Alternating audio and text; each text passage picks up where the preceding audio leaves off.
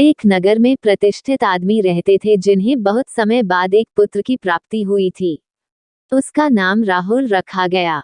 राहुल घर में सभी का दुलारा था। अति कठिनाई एवं लंबे समय इंतजार के बाद संतान का सुख मिलने पर घर के प्रत्येक व्यक्ति के मन में आदमी के पुत्र राहुल के प्रति विशेष लाड़ प्यार था, जिसने राहुल को बहुत बिगाड़ दिया था। घर में किसी भी बात का अभाव नहीं था। राहुल की मांग से पहले ही उसकी सभी इच्छाएं पूरी कर दी जाती थी। शायद इसी के कारण राहुल को ना सुनने की आदत नहीं थी और ना ही मेहनत के महत्व का आभास था।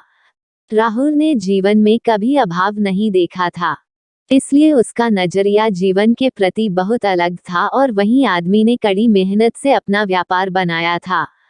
ढलती उम्र के साथ आदमी को अपने कारोबार के प्रति चिंता होने लगी थी। आदमी को राहुल के व्यवहार से प्रत्यक्ष था कि उसके पुत्र को मेहनत के फल का महत्व नहीं पता। उसे आभास हो चुका था कि उसके लाड प्यार ने राहुल को जीवन की वास्तविकता और जीवन में मेहनत के महत्व से बहुत दूर कर दिया है।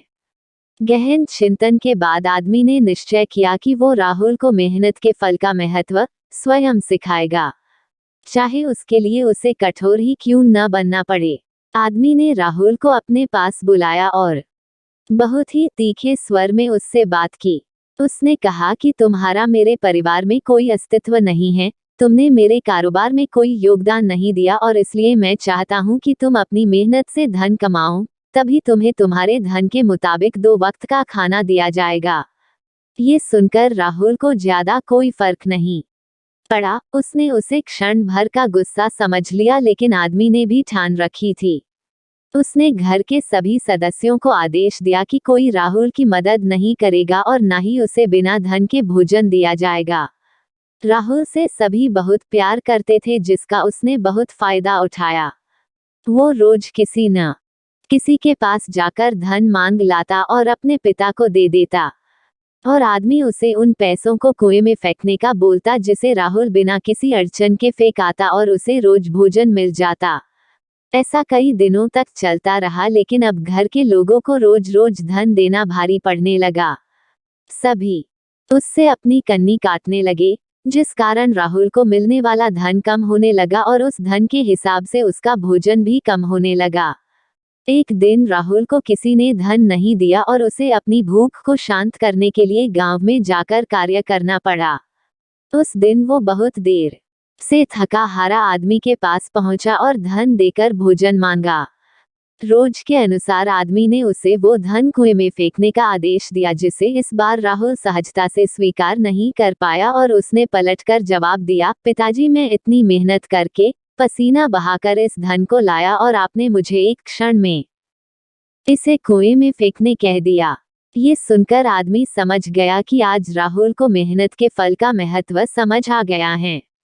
आदमी भली भांति जानता था कि उसके परिवार वाले राहुल की मदद कर रहे हैं, तभी राहुल इतनी आसानी से धन कुएं में डाल आता था। लेकिन उसे पता था, एक न एक दिन सभी परिवारजन राहुल से कन्नी काट लेंगे। उस दिन राहुल के पास कोई विकल्प शेष नहीं होगा।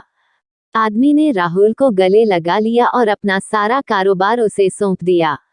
आज के समय में उच्च वर्ग के परिवारों की संतानों को मेहनत के फल का महत्व पता नहीं होता, और ऐसे में ये दायित्व उनके माता पिता का होता है कि वो अपने बच्चों को जीवन की वास्तविकता से अवगत कराए।